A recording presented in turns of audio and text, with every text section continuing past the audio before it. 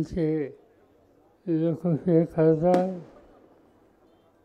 श्री बजरंग सोनवणे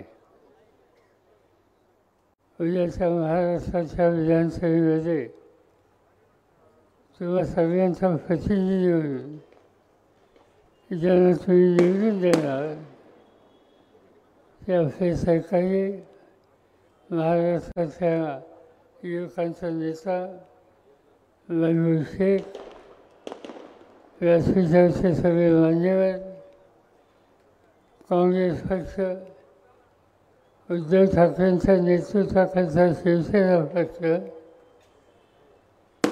राष्ट्रवादी काँग्रेस या सगळ्या पक्षांचे या ठिकाणचे नेते आणि उपस्थित बंधू भगिनींना आज बऱ्याच दिवसातून मी आपल्या सगळ्यांच्याकडे आलो आहे. एक काळ असा होता की 20 जिल्ह्याची माझी ओळख जी होती ती आजची फासोद्यातून होत होती. अडचणीचा तालुका दुष्काळात सापडलेला मतदारसंघ, महाराष्ट्राच्या साखर कारखान्यामध्ये ऊस तोडीच्यासाठी जाणाऱ्या लोकांचा मतदारसंघ,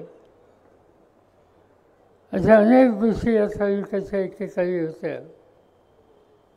आजही काही प्रमाणात आहेत, पण अडचणी खूप होत्या. तर जीवाभावाची माणसं या तालुक्यामध्ये अधिक आहेत. मला आठवतं आम्हाला सगळ्यांची एक सहकारी होते आणि कधीच ते आम्हाला सोडून गेले आणि त्यांचं नाव ॲडव्होकेट निवृत्ती उघे. उघे साहेबांनी आम्हा लोकांच्यावर काम केलं, भाऊसाहेब आजलांनी केलं, लक्ष्मणराव जाधवांनी केलं आणि अलीकडच्या काळामध्ये एक नवी पिढी तयार झाली. आणि माझी खात्री आहे की तुम्हा सगळ्यांची शक्ती आणि पाठिंबा त्यांना असल्याच्या नंतर निष्ठेनं काम करणाऱ्या नेतृत्वाची जी परंपरा या तालुक्यात आहे ते महबूब शेख आणि त्यांचे सहकारी चालवतील याच्याबद्दल मला विश्वास आहे. मी काय अधिक बोलण्याच्यासाठी वेळ घेऊ इच्छित नाही. आणखीन एक सभा मला आता वीज आहे, पण 2-3 गोष्टी आहेत. या मतदारसंघाला खऱ्या अर्थानं न्याय द्यायचा असेल तर तुम्ही 2 गोष्टीची मागणी या ठिकाणी केली. तुम्ही MIDCची मागणी केली. MIDCच्या बरोबर अन्य काही गोष्टी विशेषतः साखर कारखान्यासंबंधीची ही मागणी या ठिकाणी केली. पण माझ्या मते इथं अधिक लक्ष द्यायची गरज आहे की या नशा मार्गानं पाणी कसं आणता येईल, पाण्याचा प्रश्न कसा सोडवता येईल आणि पाण्याचं दुखणं शोधायला आपण यशस्वी झालो तर माझी खात्री आहे की साखर कारखाना असो आणि पिकं घ्यायचा प्रश्न असो या तालुक्याचा चेहरा बदलल्याशिवाय राहणार नाही. आज एक विशिष्ट परिस्थितीवर या तालुक्याच्या या मतदारसंघाची तरुण पिढी कधी मला रांजणगावला भेटते MIDCमध्ये, कधी पुण्याच्या पिंपरी चिंचवड या भागात भेटते. जिथे जिथे उद्योग केंद्र आहेत त्या ठिकाणी कष्ट करण्याच्यासाठी इतकी तरुण पिढी जाते, घाम घालते आणि आपल्या प्रभांचे चालवते. आता वेळ ही आली की किती वेळ दुसऱ्या ठिकाणी जायचं. आपल्याला स्थानिक पातळीवर आपले प्रश्न सोडवले पाहिजेत आणि ते सोडवायचे असतील तर MIDCची निर्मिती या भागात करणं त्याला दुसरा पर्याय नाही आहे.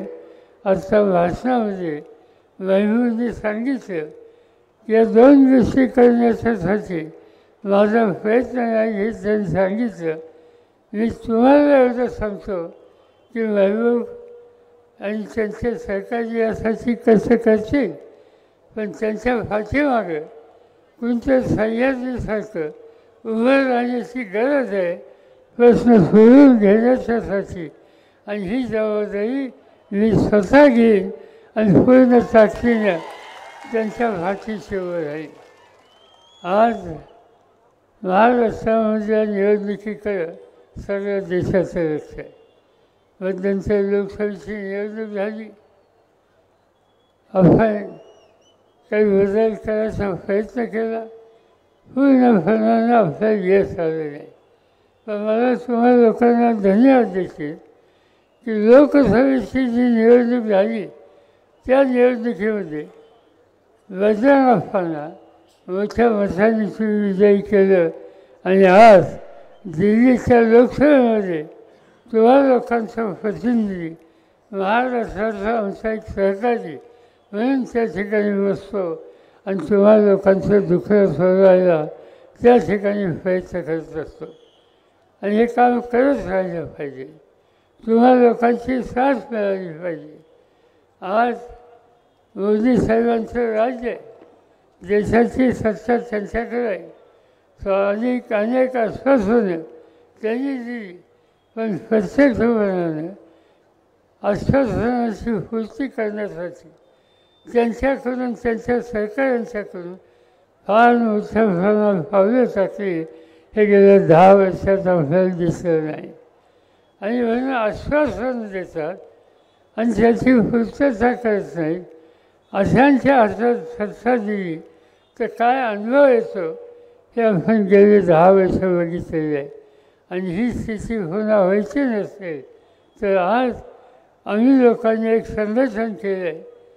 त्याच्यामध्ये उद्धव ठाकरेंच्या नेतृत्वाखालची शिवसेना असो, राहुल गांधीच्या नेतृत्वाखालचा काँग्रेस पक्ष असो किंवा आम्हा लोकांचा राष्ट्रवादी काँग्रेस पक्ष, या तिन्ही लोकांनी एकत्र येऊन आज महाराष्ट्रामध्ये विकासाच्यासाठी, पहिल्या सुधारण्याच्यासाठी एक प्रकारची स्थिती उभी केलेली आहे.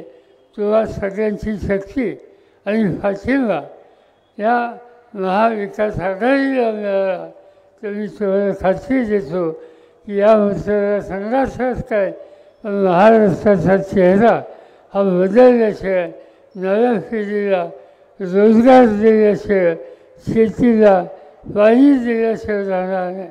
आणि कारखानदारीमधून MIDCतून हजारो तरुणांना एक प्रकारचं काम दिल्याशिवाय आम्ही स्वस्थ बसणार नाही.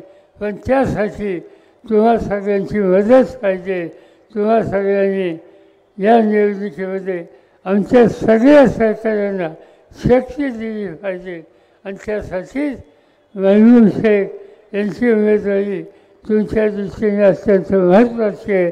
तुम्ही त्यांच्या पाठीशी शक्ती उभी करा. आपण या मतदारसंघाचा चेहरा बदललेला हे काम आपल्याला पाहायला मिळेल एवढाच विश्वास या ठिकाणी बाळगतो आणि पुढच्या सभेला जायला परवानगी घेतो. जय हिंद, जय महाराष्ट्र.